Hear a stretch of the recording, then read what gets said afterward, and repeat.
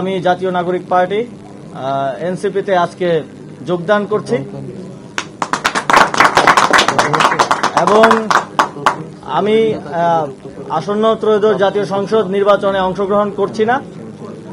আমি মনে করি যে আমার একজনের সংসদে যাওয়ার থেকে আমাদের জুলাই গণঅভ্যুত্থানের সহযোদ্ধাদের আরো অসংখ্য সংখ্যায় সংসদে যাওয়ার ক্ষেত্রে যদি আমি অবদান রাখতে পারি, আমার দায়িত্ব যথাযথভাবে পালন করতে পারি, তাহলে এর থেকে বড় সাফল্য আর কিছু হতে পারে না।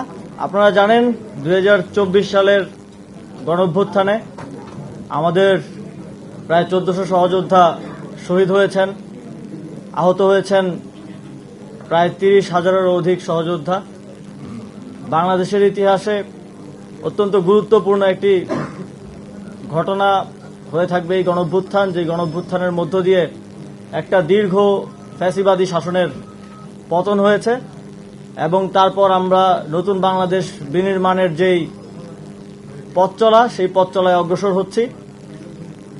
গত গণঅভ্যুত্থানের পরের সময়টা, এই ট্রানজিশন পিরিয়ড বাংলাদেশের জন্য খুবই গুরুত্বপূর্ণ এবং সামনে জাতীয় নির্বাচনও সমানভাবে গুরুত্বপূর্ণ। আমরা একটা গণতান্ত্রিক প্রক্রিয়ার মাধ্যমে একটা গণতান্ত্রিক সরকার গঠনের দিকে বাংলাদেশ এগিয়ে যাচ্ছে।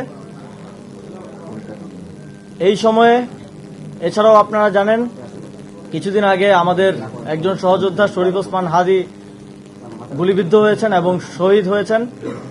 আমি মনে করি যে এই সময় জুলাই গণঅভ্যুত্থানের সকল শক্তিকে ঐক্যবদ্ধ থাকা এবং ঐক্যবদ্ধ রাখা সমানভাবে গুরুত্বপূর্ণ এবং একই সাথে এই গণঅভ্যুত্থানের যে আকাঙ্ক্ষা, শহীদদের এবং শহীদদের পরিবারের আহতদের যে আকাঙ্ক্ষা, বাংলাদেশের লক্ষ কোটি মানুষ যারা রাজপথে নেমে এসেছিলেন জীবনের তোয়াক্কা না করে, তাদের যে আকাঙ্ক্ষা, সেই আকাঙ্ক্ষা বাস্তবায়নের জন্য এই নির্বাচনকে কেন্দ্র করে আবারও সময় এসেছে ঐক্যবদ্ধ হওয়ার। সেই জায়গা থেকে আমি জাতীয় নাগরিক পার্টি এনসিপিতে আজকে যোগদান করছি এবং আমি আসন্ন ত্রয়োদশ জাতীয় সংসদ নির্বাচনে অংশগ্রহণ করছি না।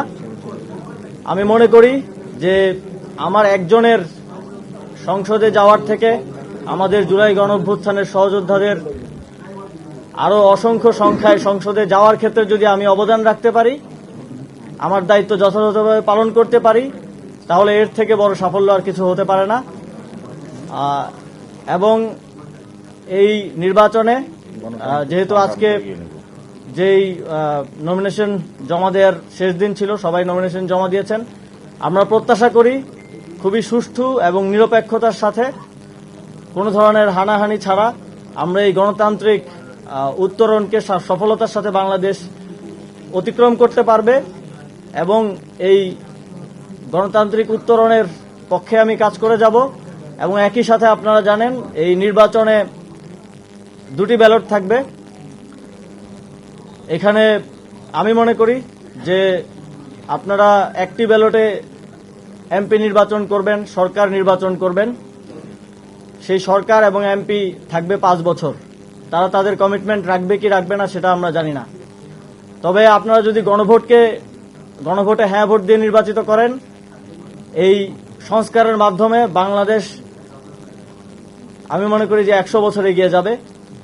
এবং একই সাথে আমি আমার যে দায়িত্ব পেয়েছি দলের পক্ষ থেকে, একই সাথে আমার সহযোদ্ধাদেরকে নির্বাচিত করার জন্য আমি সর্বোচ্চ চেষ্টা করব এবং একই সাথে গণভোটে হ্যাঁ ভোটকে জয়যুক্ত করার জন্য জাতীয় নাগরিক পার্টির পক্ষ থেকে আমরা আমাদের সর্বোচ্চ চেষ্টা করে যাব।